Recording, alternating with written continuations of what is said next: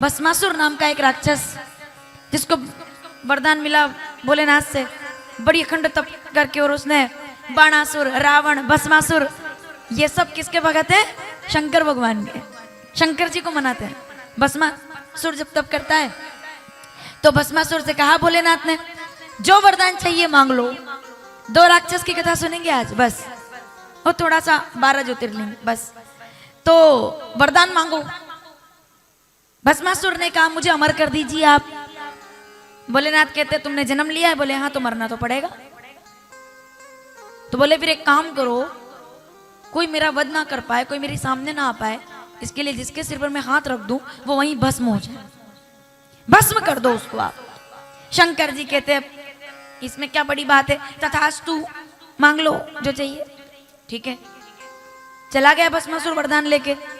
10 minute के बाद वापिस आ गया। शंकर जी ने कहा, अब क्यों आए हो? बोले एक नियम है अपने लोगों के लिए भी, किसी दुकान से अगर कोई सामान लो तो उसको दुकान पे ही चेक कर लेना चाहिए कि काम कर रहा है कि नहीं कर रहा है। मोबाइल का चार्जर लोगे तो पहले चार्जर लगा के देखोगे कि काम कर रहा है, नहीं करेगा तो यहीं बदल देंगे। बल्ब लेने जाओगे तो चालू करवा के देखोगे, है ना? कोई भी सामान हो चेक तो करोगे ना कि काम कर रहा है कि नहीं।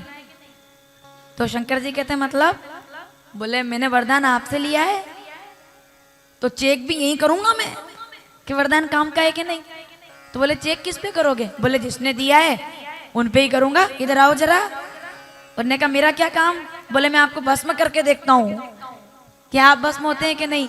शंकर जी कहते ये तो गड़बड़ हो गया, वरदान देने वाले आगे आगे, भस्मासुर हाथ लेके पीछे पीछे। क्या बात है।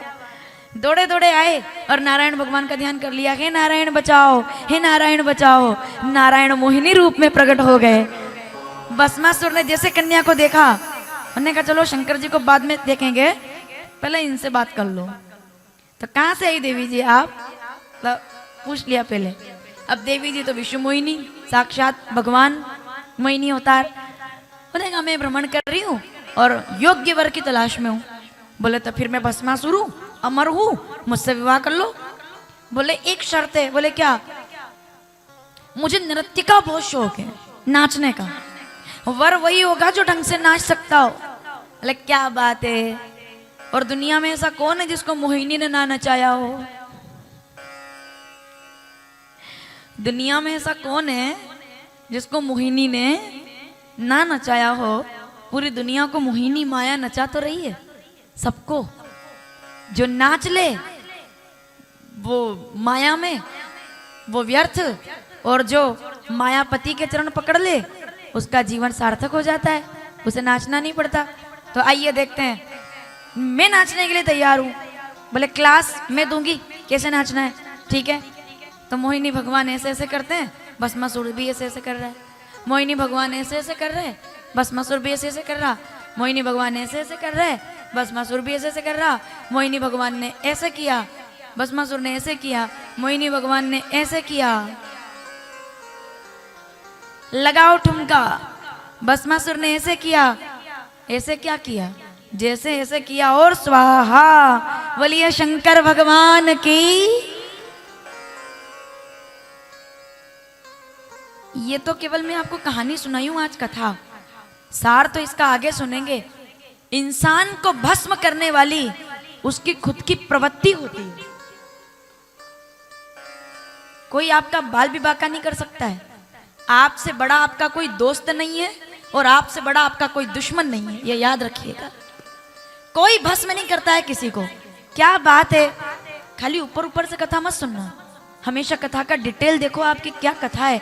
क्या मैं बिना प्रमाण के थोड़ी बोल रही हूं। मैं रामचरितमानस, ओहो, आप रामायण पढ़ेंगे हर सवाल का जवाब मिलेगा आपको। रामचरितमानस किष्किंधा कांड 22वां दोहा, 3री चौपाई। भस्मासुर बनने नहीं। कौन है भस्मासुर? बताऊं मैं? हम सब भस्मासुर हैं।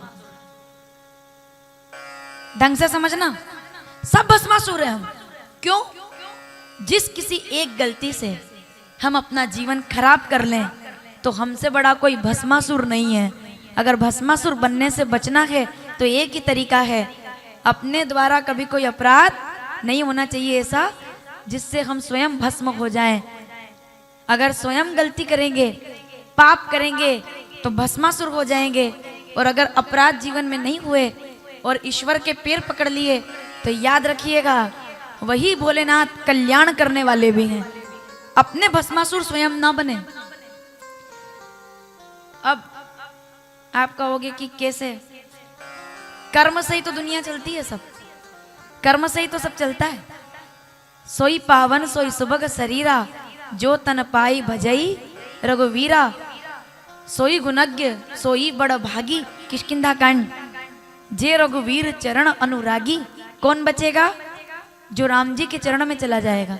लोग कहते हैं ना, ये ग्रह अच्छा होगा तो बढ़िया, वो ग्रह की अंगूठी पहन लो तो बढ़िया। विरोध नहीं किसी का। ये ग्रह की अंगूठी, वो ग्रह की अंगूठी। एक बात बताती हूँ आपको, 9 ग्रह की अंगूठी अगर नहीं भी है तो कोई बात नहीं, अपने पास तो नहीं है, ठीक है। 9 ग्रह की अंगूठी हो ना हो, जीवन में 9 ग्रह कृपा करे ना करे बात की बात है। अगर राम जी का अनुग्रह कृपा कर दे तो फिर किसी की जरूरत नहीं पड़ती है। राम का अनुग्रह जिसको हो जाए उसको ग्रह दशा से कोई फर्क नहीं पड़ता है। अनुग्रह होना चाहिए, राम कृपा होनी चाहिए। राम कृपा ना सही सब रोगा, जो यही भांति बने संजोगा। क्या बढ़िया बात है। अनुग्रह होना चाहिए, अनुग्रह कृपा। तो कितनी अंगूठियां पहन लो कोई फायदा नहीं, अनुग्रह अगर राम जी का नहीं है तो। भस्मासुर ना बने। हम भस्मासुर कब बन जाते हैं? अपने द्वारा किए हुए अपने कर्मों से हम भस्मासुर हो जाते हैं। कोई गलत बात बोल देंगे, समझ लो भस्मासुर हो गए। क्यों? क्योंकि वो लौट कर जरूर आएगा। यही भस्मासुर की परीक्षा है और यही परिभाषा है। समझ रहे हैं आप निंदा करोगे, हमारी निंदा जरूर होगी। आप किसी का दिल दुखाओगे, आपका दिल जरूर दुखेगा। अगर आप किसी के साथ मजाक करोगे, 2 लोग मिलकर मजाक करते हैं, अच्छा लगता है, पर मजाक का भी एक अपना तरीका है। एक व्यक्ति मजाक करे और सामने वाला भी हंसे और ये भी हंसे, उसको मजाक करना कहते हैं। और आप हंसो और सामने वाला आपकी बात पर ना हंसे, उसे मजाक उड़ाना कहते हैं। मजाक करने में और मजाक उड़ाने में बड़ा फर्क है। मजाक विनोद जीवन में होना चाहिए, मजाक होना चाहिए, लेकिन आपके शब्द से सामने वाले को कष्ट नहीं हो। हम बोलें सामने वाले को पीड़ा ना हो। स्वस्थ मनोरंजन सबके जीवन में होना चाहिए, स्वस्थ मजाक सबके जीवन में होना चाहिए, लेकिन आपकी वाणी से किसी को कष्ट ना हो, ये भी जीवन में बड़ा जरूरी है। भस्मासुर ना बने हम कभी, यानी कि हमारी तरफ से किसी को पीड़ा और कष्ट ना हो। तो शंकर भगवान ने भस्मासुर को भस्म कर दिया मोहिनी भगवान के सहयोग से।